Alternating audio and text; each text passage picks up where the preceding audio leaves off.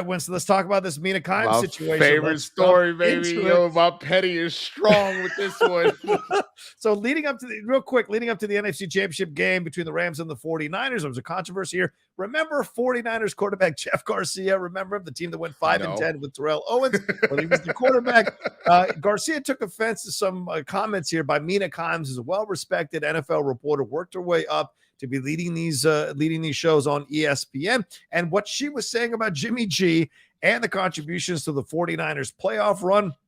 And he got mad at her criticizing Jimmy G, a 49er, and then went after her on social media with this post. I want to make sure I get the post correct so you guys can read it along with me. This is the post here. Who the hell is Mina Kimes? And when's the last time she threw a touchdown pass in a game? Never, ever has she taken a snap or can truly understand the ability, the mindset, the physical and mental toughness that it takes to play the quarterback position for any position in the NFL. The fact that there are people out there given a platform to talk about something that they have never done is hilarious, and that's how you have to look at her. She's a joke, God, with the crying smile, laughing face. So let's just laugh at her and support Jimmy. Root on our Niners to go out and beat the living fuck out of one more team. That's what it takes. She will never know that feeling. Can I get an amen? Peace. Now, after this situation and Jimmy G shit the bed, Mina Kimes posted the meme of that dude in the party going, The conceited meme, though. The conceited meme, exactly. Mm-hmm. And now Jeff Garcia has put all his social media, at least on Instagram, on private, and even went off on 95.7 The Fan when they were trying to ask him about the situation, saying it was old news. He didn't want to talk about it, and he hung up on them. So this is madness on so many levels. Winston, thoughts on this messiness? There's a couple of things. That thing was pure sexism. And I'm going to tell you specifically why. Yeah. I can point to so many male analysts that did not play the game. Stephen A. Smith, Skip Bayless said it at one point. Yep. There are so many male analysts that have said the exact same thing about Jimmy G. You got paid all that money. You're supposed to be the guy. And then in big moments, you've been crumbling. Yep. And so Mina just makes a funny comment about it, saying, Jimmy G with this Niners team is like the person on the group project that gets an A just because they're a part of the group. Yeah. And guess what happened? The Niners as a team were the ones that were going off. And then when it was on Jimmy G to finalize this game and to win, he blew it. That's what happened. So the fact that Jeff Garcia immediately after that set his Instagram to private. Yes. With all this stuff. Bro, he can go fuck himself. That is the saddest thing that I have ever seen. Yeah. At what point do you not just step up and admit that you're wrong? Right. And the funny thing is that Stephen A. Smith even called out about it. He's like, bruh, ain't nobody thinking about Jeff Garcia. Ain't nobody been worried about it. Sure, you made a few Pro Bowls and stuff like that, but you never did anything of that import where people are calling you some sort of Hall of Famer or some great person like that. Again, you decided to go after a woman analyst instead of all the men that said the exact same thing. Yeah. So I cannot laugh harder when that interception happened.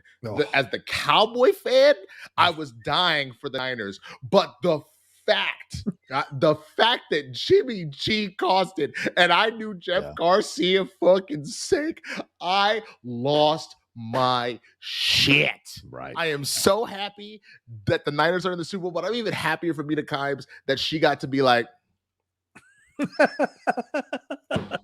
And then on top of that, if you go and look, John, she still went out and gave Jimmy G his props and saying. Yes. So like Torrey Smith was like, Jimmy G's better than that moment. And she said, I agree. He's an upgrade for so many teams. There's going to be a market for him. That Pittsburgh makes the most sense. Stylistically, he could go there and could really pick up where that Steelers team was just waiting for Ben to get out of there. Yeah. Jimmy G is still a good quarterback. I'm not going to write him off entirely, but he has some demons he has to exercise. And she just called out one of his flaws. Yeah, and this is the approach. And look, I understand Jeff Garcia's point of view. Lord knows I've been on enough schmo-down fucking after shows to understand people who've never been in the arena commenting on your performance. It's a whole nother ball game, and you're allowed to feel the way Jeff felt, but you got to understand you're a public figure, and there's a way to handle a respectful discourse with a colleague of note and of accomplishment. This isn't someone just showed up yesterday and got a job hanging out there because she's pretty or something. She's earned her bones. And so and even if she hadn't, she's a woman. There's a different approach to a colleague you have to have, and that's to say, look, I don't agree with Mina Kimes' point of view. I respect that she's got a right to say what she wants to say. I like Jimmy G. I love Jimmy G. I'm going to be rooting for him on Sunday. Everybody else can feel the way they feel about it. Her and her colleagues, or male or female, have a point of view, and they're welcome to it. I feel differently. Let's go out there and kick some ass. That's the more respectful approach, you know? Using you with Schmodown, let's just say, for example, let's say that Jen, instead of being like the interviewer, had been like an analyst for the Schmodown or something, had said something like that. If I was analyzed, let's say I'm not in it, let's say Barbarian isn't in it, we're all just analysts. If all three of us are saying a similar thing about you, but you only decide to go after Jen Sturger, you look like a piece of shit. Exactly. And so it's the exact same thing. Yes. If he had called out all the haters, who is Mina Kimes and Stephen A. Smith and Skip Bayless to say that? When did y'all throw a ball? If you do that, then you were just calling out the people that are trashing on your quarterback. To only call out the woman that said something about it. A woman of color. A woman of color, you look like such an asshole. Yeah. And that's why he's hanging up, rage quitting on phone calls, because, dude, you got caught looking like a dumbass. Yeah. Sometimes you have to take the hits. I'm like this, and I tweeted this. I said, if you're going to be aggressive and you're going to be sexist, then own the consequences, deal with the backlash, be man enough to step up to it, to try to talk over people as they're trying to ask you legitimate questions about this, say that it's old history, say that everyone's moved past it, and then hang up on them, shows them you can't back up the words and the aggression that you showed in making your initial comments. Because if you really believe in them, you don't have to talk over people. You don't have to try to shut everybody up, and you don't have to set your shit to private, because you're willing to own your comments. And the fact that he didn't tells me this guy's a clown, a fucking grade A clown. And it was unfortunate to see him acting this way towards someone like Mina, who's a hell of a great analyst. And I love watching her on ESPN. And women have a tough time enough. Yeah, go ahead. Yeah. Mm-hmm. Yeah. No, I'm right there with you. She has earned her stripes. She knows what she's talking about. And again, she wasn't straight. Like, she has already come back and been like, I'm not saying Jimmy G is a bad quarterback. Yeah. She immediately after the game was like, there are other places where he could go and be upgrades for teams. Yep. But if we're looking at this Niners team and the run that they're on, he is literally riding Bosa and Debo and Kittle's coattails and Shanahan's coattails to have gotten to that NFC Championship game. He was not the reason they were winning. Yeah. But he ultimately was the reason they lost. Yeah, he was. Especially that horrific interception he threw to basically end all possible chance of them winning with some madness there. So, all right. Well, we just want to give our 2 cents on that. Thank you all so much for joining us here for this fascinating and fun conversation. Thanks for all the Streamlabs and the super chats. And I love the chat being vibrant. Please make sure you hit a like on this video. It's so important. We had almost 200 of you all watching us live. Please make sure you hit a like as we're wrapping up here. Winston A., great to see you, brother, man. What can you plug? What do you got going on?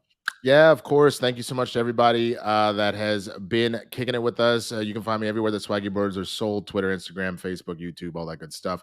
Twitch.tv/theswaggyblurred. I just finished before this a stream. I'll be streaming again on Wednesday and Friday.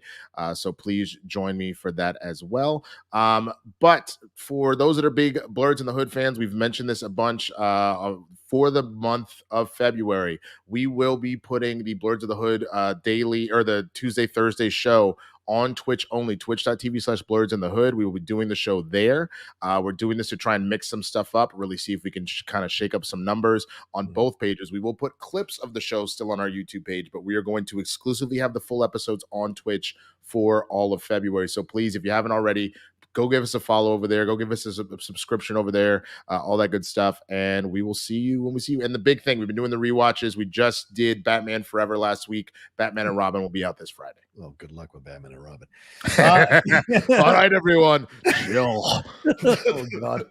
Thanks to JT for taking the time to come in as well. You can follow him at JT Movie Things. Definitely thanks to Ben Goddard for stopping in at the Ben Goddard. Follow all his stuff there. You can follow me at The Rocha Says on Twitter, Instagram, and TikTok. The Outlaw Nation on Twitch is Winston is doing his stuff. I'm doing more stuff there as well. The watch-alongs. Thanks to everybody who joined me for those watch-alongs yesterday. We will have a watch-along of the Super Bowl, and we'll do some commentary on those commercials as well. So look for that and more stuff coming from Twitch for sure. And then all the other podcasts I do, the Top 10, the Cinephiles, and the Geek Buddies. All right, y'all take care of yourselves. Be well. We'll see you when we see you. And thanks so much, and take care of yourselves. And we'll be back sometime soon with another live episode of Game Time. Peace.